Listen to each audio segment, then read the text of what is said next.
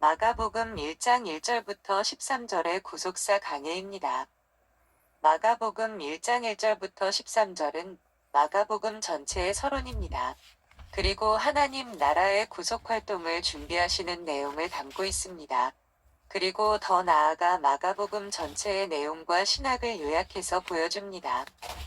또 마가복음의 여러 가지 사건들을 해석하는 기본 열쇠를 제시해주는 부분이기도 합니다.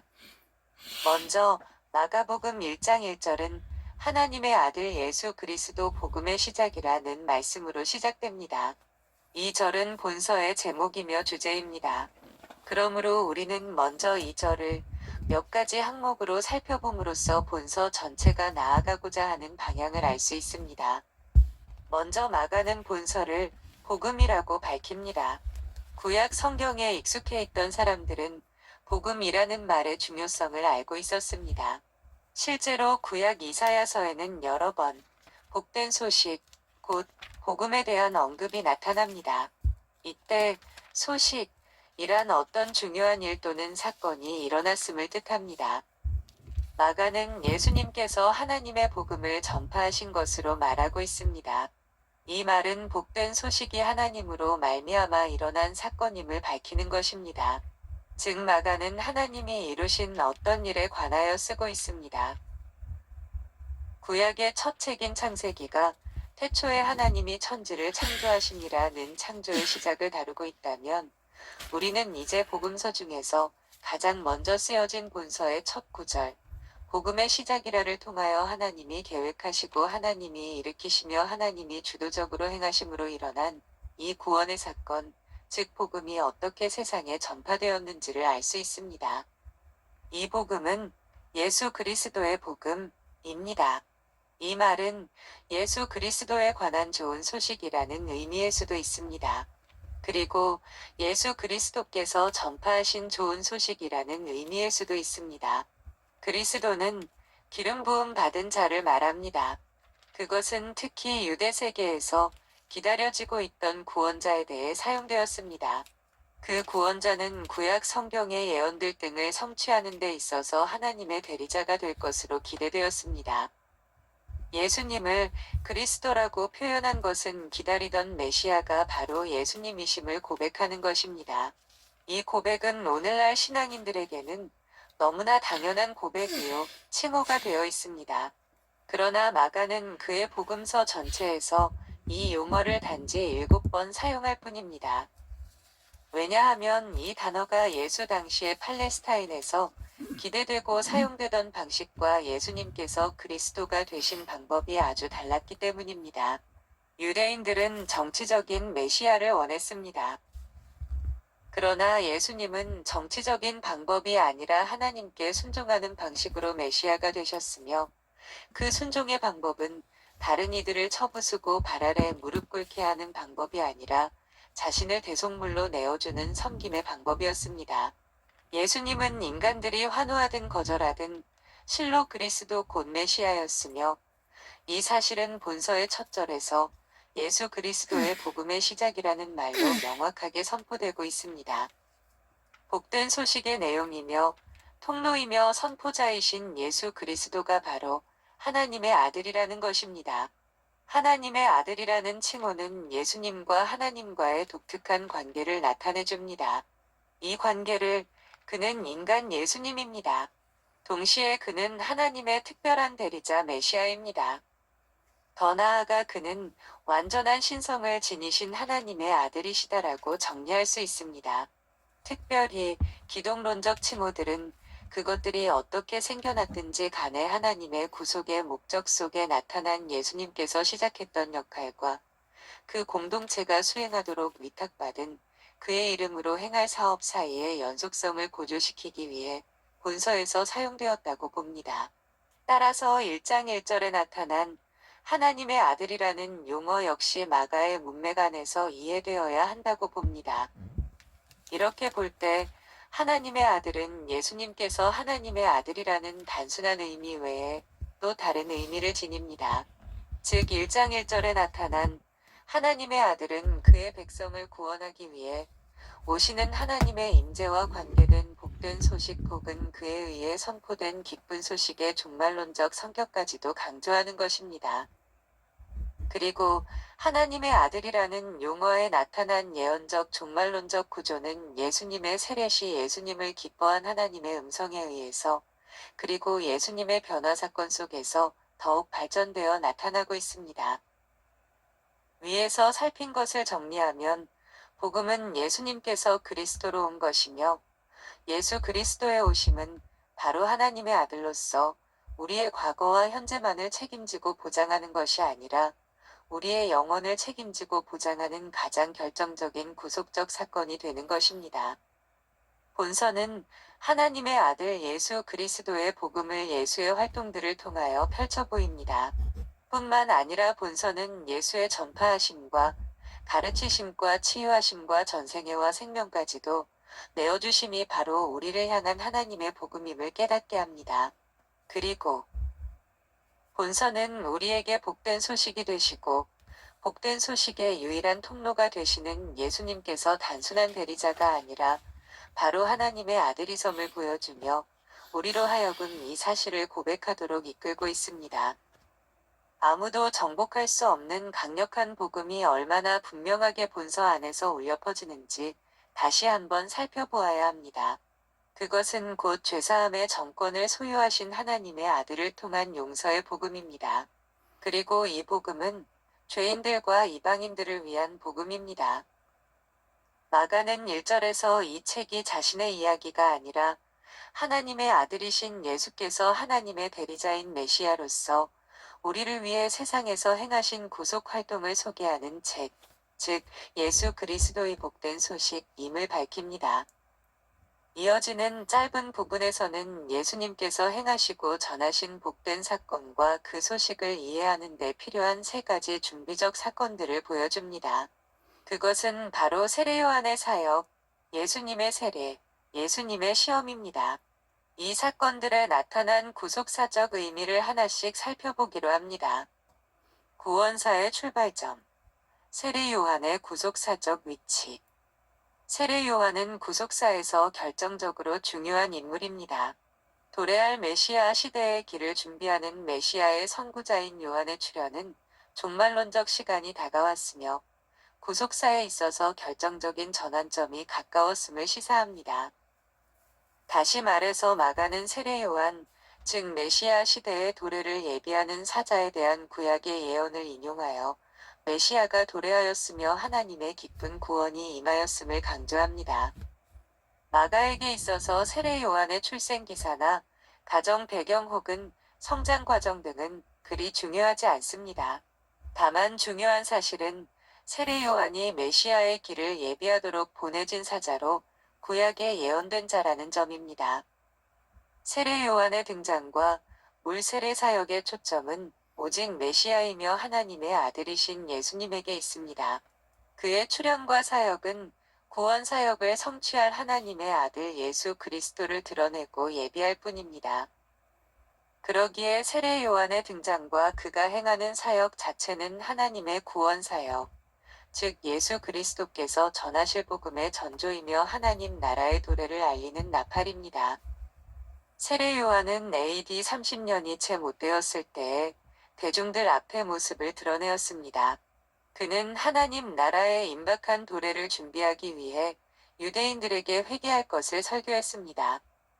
이런 예비 사역은 말라기와 이사야의 예언들을 성취한 것이었습니다. 또한 요한은 그 시대에 있던 이방인 개종자들이 유대교에 입문하기 위해서 받던 세례 의식 대신에 죄에 대한 회개의 상징으로서 유대인들에게도 세례를 요구하였습니다. 2절에서 8절에 나타나는 세례 요한과 그의 사역에 대해 살펴보면 다음과 같습니다.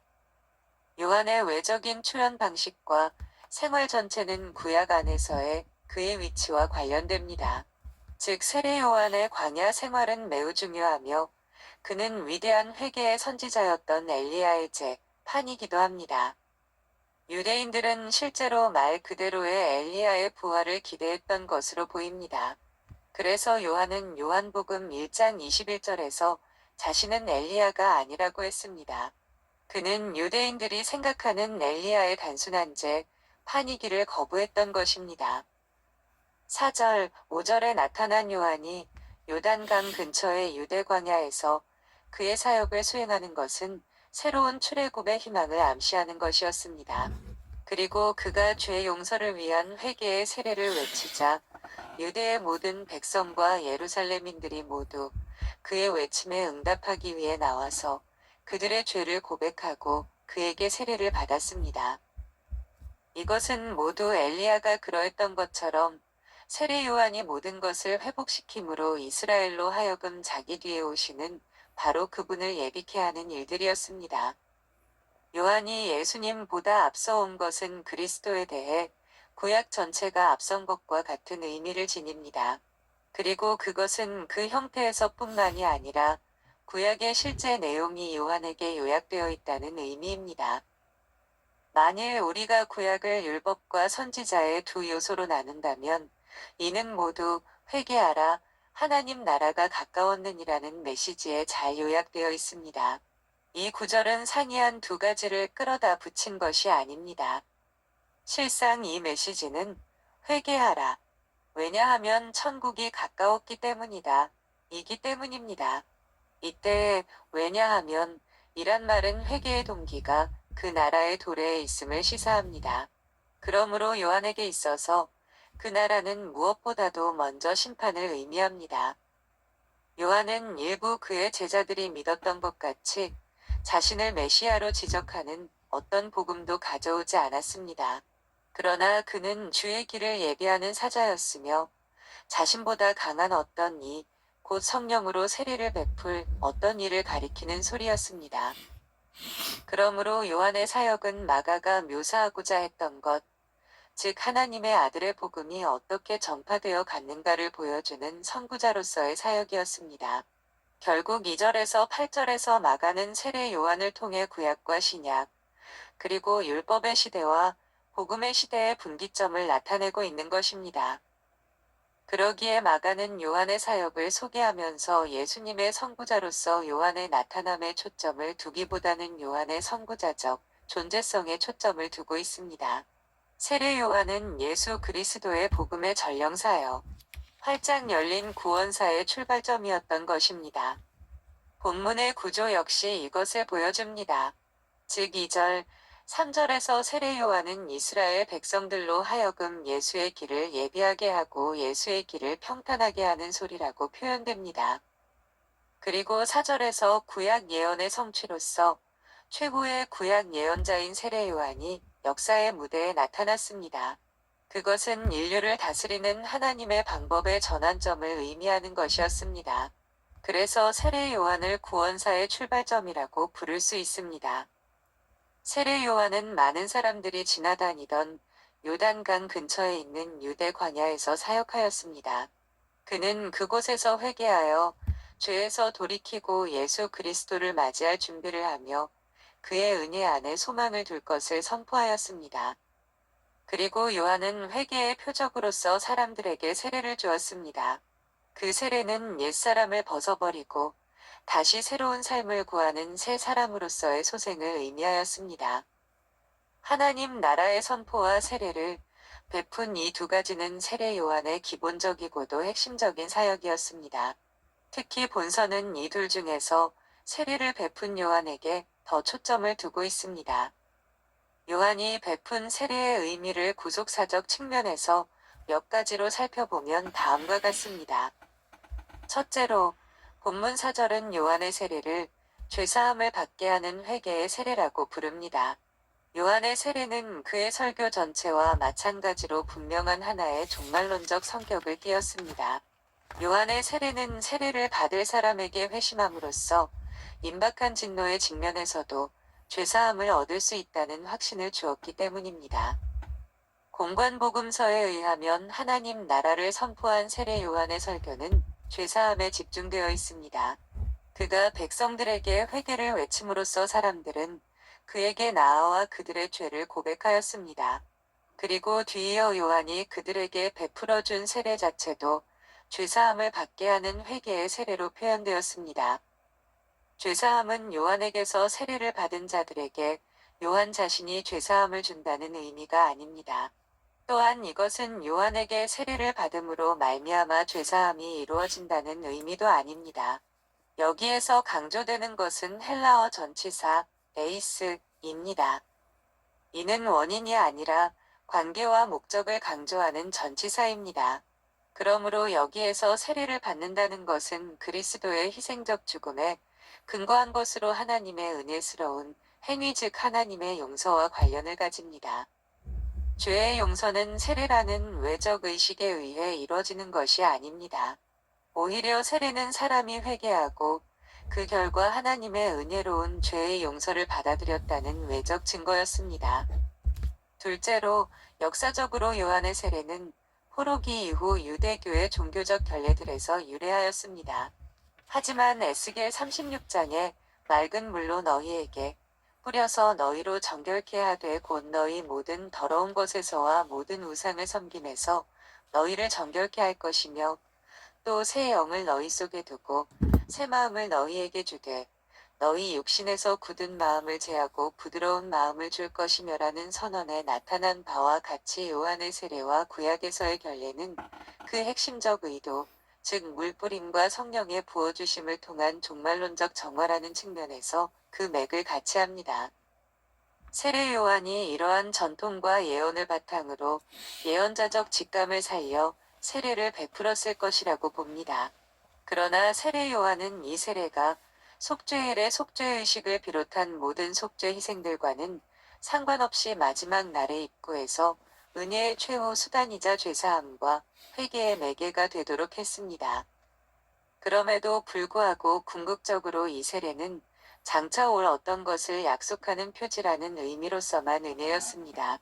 그리고 성령을 통한 인류의 진정한 새로워짐은 오실 자에 의해서만 현실로 될 것입니다.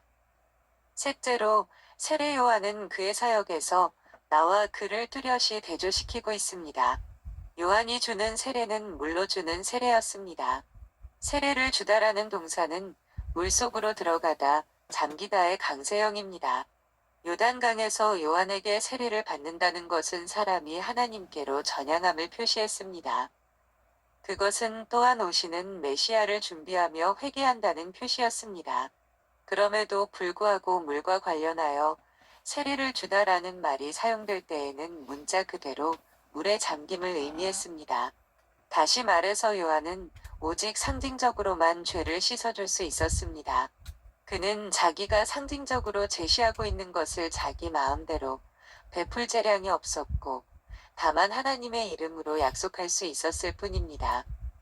반면에 오시는 이는 실제로 생명을 주는 영을 주실 것입니다. 성령님으로 베풀어지는 세례는 세례 받는 사람을 단지 약속과 상징으로서가 아니라 실제적으로 성령님의 능력하에 있게 함으로써 생명을 가져오게 합니다. 요한의 세례와 예수님의 세례는 상징과 실제, 약속과 성취의 관계였습니다. 그리고 세례 요한의 사역은 세례를 베푸는 것과 동시에 자신의 세례의 잠정성과 한계성을 분명히 밝히는 데에 있었습니다.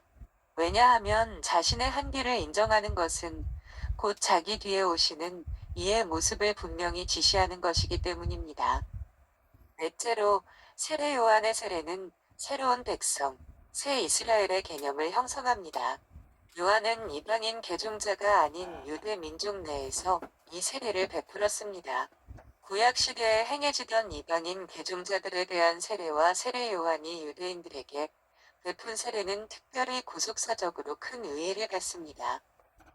이는 구약에 나타난 옛 이스라엘과는 대조적으로 예수 그리스도로 말미암은 새 이스라엘이 참 이스라엘로 형성되어야 함을 보여주기 때문입니다. 이제 유대인들은 혈통 때문이 아니라 예수 그리스도를 믿는 믿음으로 말미암아 새롭고 진정한 하나님의 백성이 되는 것입니다.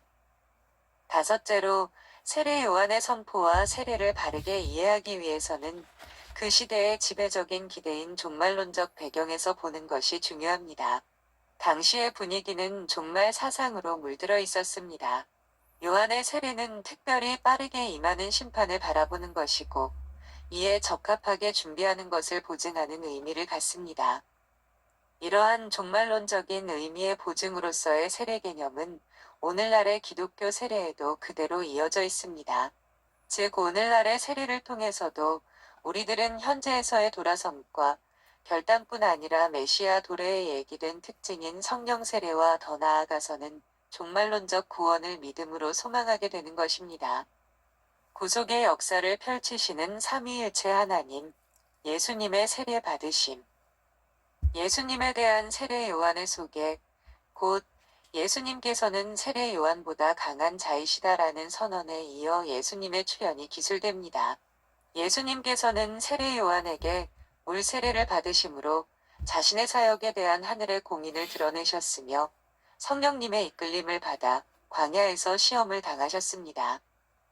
마가는 곧이라는 말을 사용하여 예수님의 수세 사건과 광야 시험 사건이 서로 밀접하게 연관되어 있음을 암시해주고 있습니다. 예수님께서 광야로 인도되심은 세례의 불가피한 결과입니다.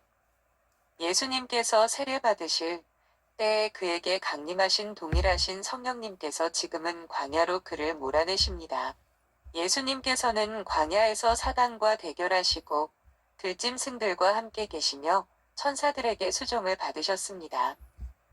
마가는 세례 사건 때의 성령의 임재와 광야로 이끄시는 성령의 인도, 천사 수종 등과 같은 일련의 사건을 가쁘게 기술하여서 예수님의 사역에 대한 하나님의 공인을 강조합니다.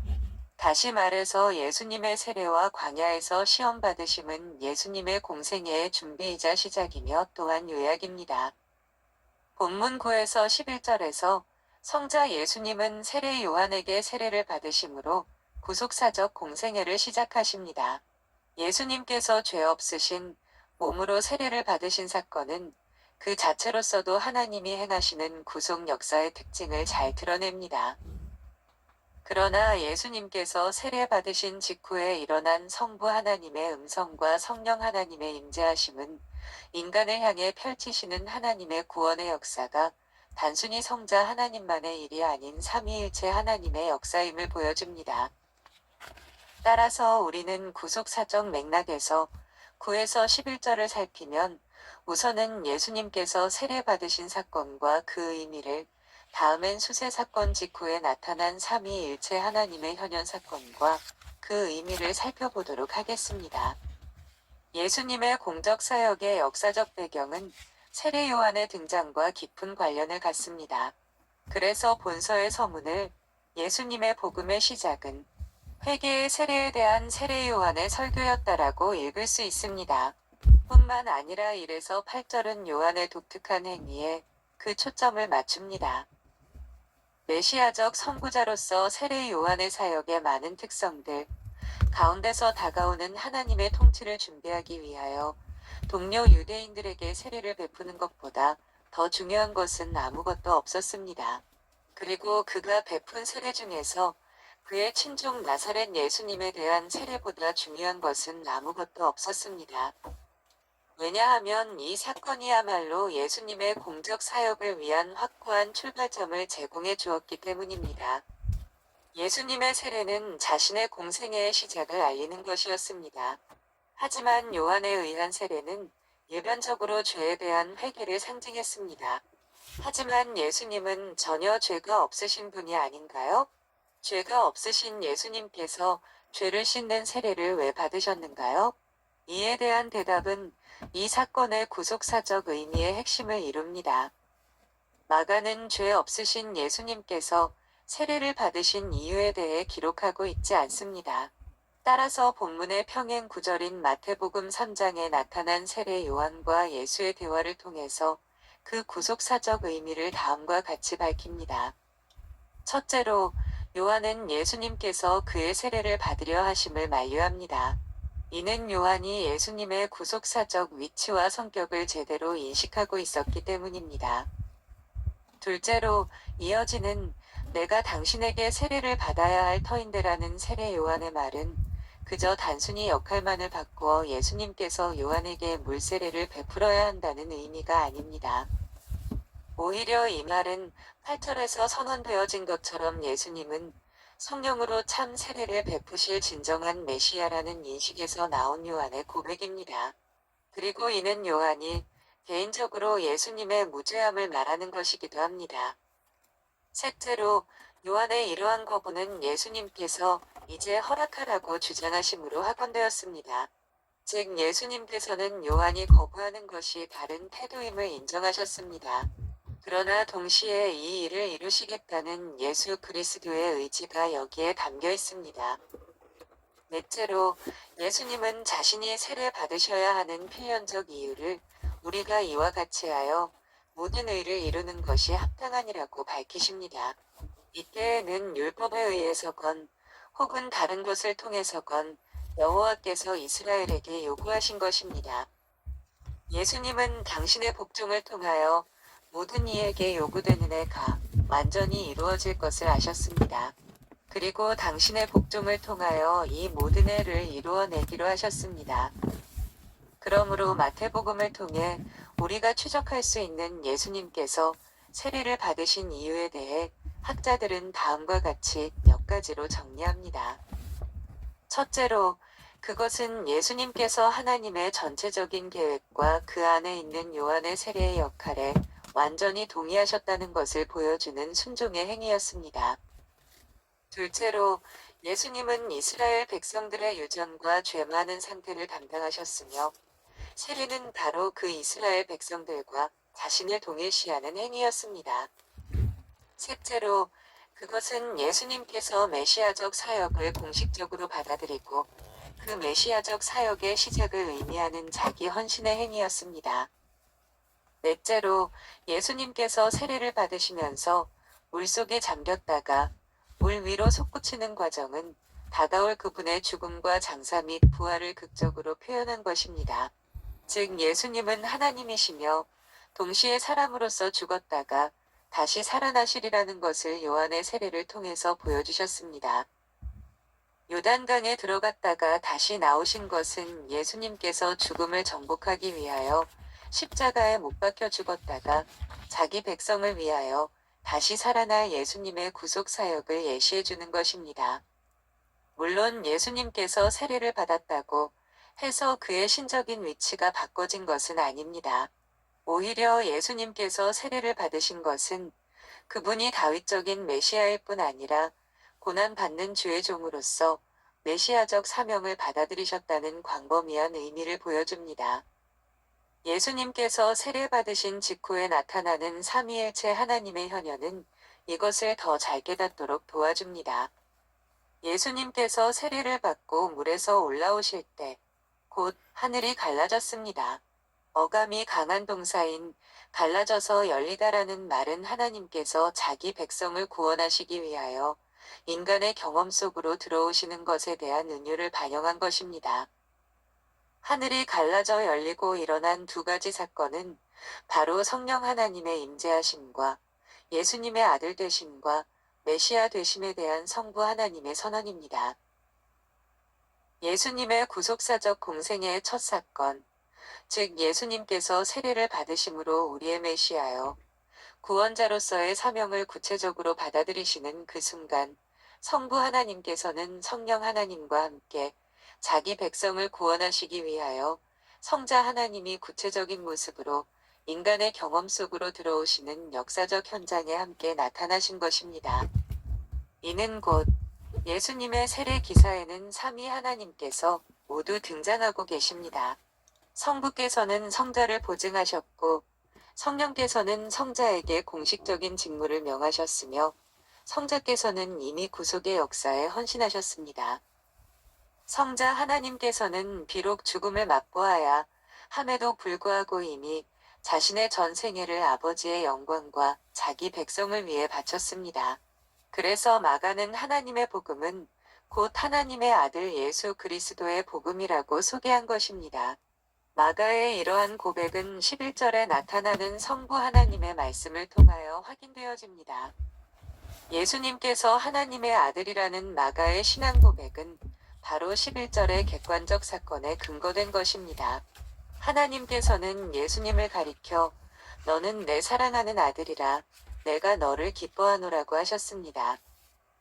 이 말씀은 곧 성부 하나님의 영원하신 뜻에 따라 성자 하나님께서 모든 인류를 죄의 세력으로부터 자유케 하시고 생명을 얻게 하심을 의미합니다. 즉 성부 하나님께서는 그 아들을 통하여 그의 위대하신 사랑과 구속의 역사를 펼치고 계시는 것입니다. 따라서 그리스도께서는 그가 기름 부음 받은 왕이라 할지라도 독자적으로 구속의 사역을 이루는 것이 아닙니다. 그 목적을 위하여 아버지의 보내심을 받아 오신 자이기 때문에 우리는 그가 모든 것을 하나님의 이름으로 행하며 그의 사역은 참된 구속의 사역임을 믿어야 합니다.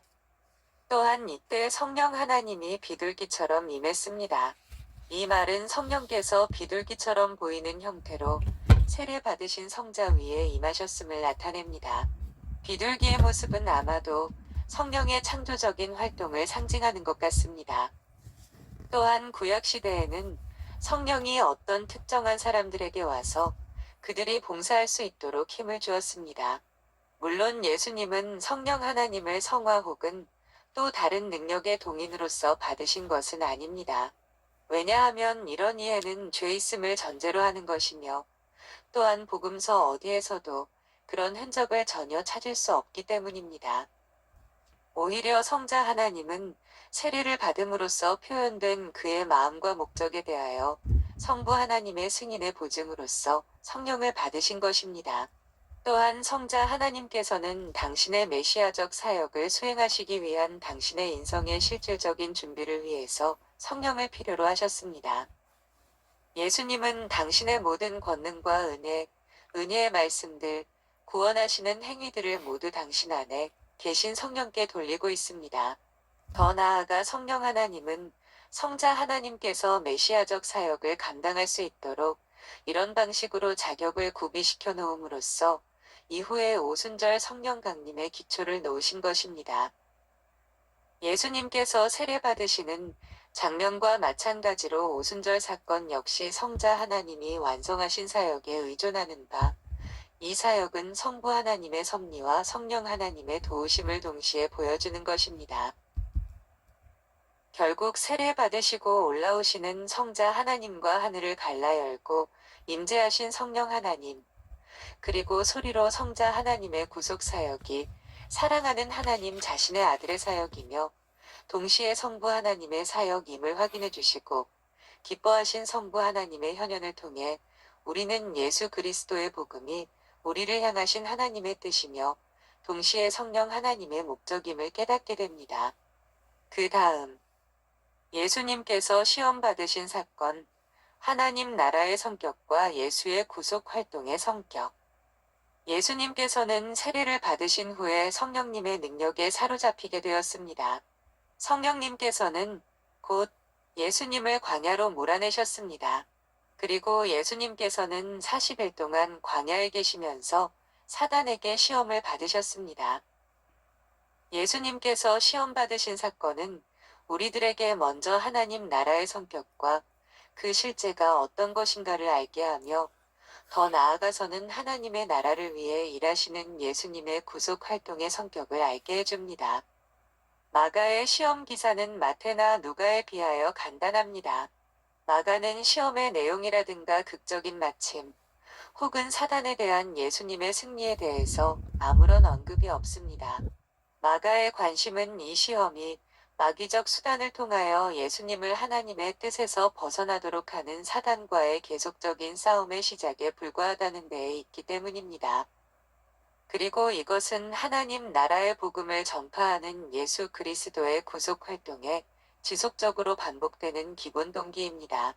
예수님께서는 세례를 받으실 때에 그가 받아들이신 사명 때문에 사단과 그의 세력에 직면하셨습니다. 십자가는 바로 사단, 즉 시험하는 자, 반대하는 자와 예수 그리스도의 만남이 절정을 이룬 장면입니다. 사단과 그의 세력들은 하나님과 그의 목적, 특히 예수님의 하나님, 나라의 선교에 끊임없이 강하게 반대하는 자들입니다. 사단은 사람들을 시험하여 하나님의 뜻에서 돌아서게 하고 그들이 타락했을 때 그들을 하나님 앞에 고소하고 사람들의 파멸을 추구합니다. 예수님께서는 공생의 기간 동안 펼치시는 구속 활동 속에서 악의 세력들과 만나기 전에 몸소 악의 우두머리와 만나셨던 것입니다. 그리고 구속 활동을 시작할 때부터 예수님은 사단에 대한 그의 개인적인 권위를 확립하셨습니다. 본문은 자체적으로는 예수님의 승리를 보고하고 있지 않지만 이어지는 3장의 사건은 이미 예수님께서 승리하셨음을 깨닫게 해줍니다. 결국 예수님께서는 공생애를 시작하면서 사단을 물리치시고 그의 포로된 자들을 풀어주심으로써 예수님께서 전파하고 이루어 가시는 하나님, 나라의 실제를 미리 예고하고 보여주신 것입니다. 예수님께서 성령에게 이끌리어 광야에서 받으신 이 시험은 우리들로 하여금 예수님께서 행하시는 구속 활동의 성격 내지는 방법을 깨닫도록 해줍니다. 구속 활동을 시작하심에 있어서 예수님은 맨 먼저 이 세상에서 막대한 영향력을 행사하는 하나님의 원수인 사단을 만나 그를 제압해야만 했습니다.